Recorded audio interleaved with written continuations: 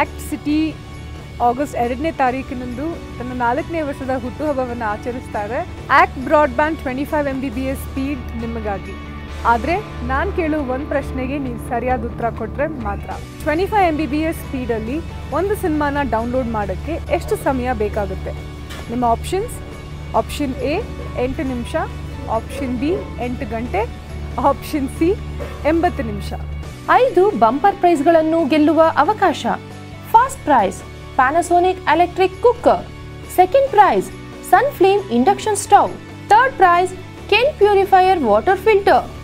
Consolation prize ಇಬ್ಬರಿಗೆ act broadband ಕಡೆಯಿಂದ 3 ತಿಂಗಳ 25 MBPS speed internet subscription free. ನಿಮ್ಮ ಉತ್ತರ ಕಳುಹಿಸಲು 30ನೇ ತಾರೀಕು ಕೊನೆಯ ದಿನಾಂಕ. ತಪ್ಪದೆ ಈ ನಂಬರ್ಗೆ ಕರೆ ಮಾಡಿ.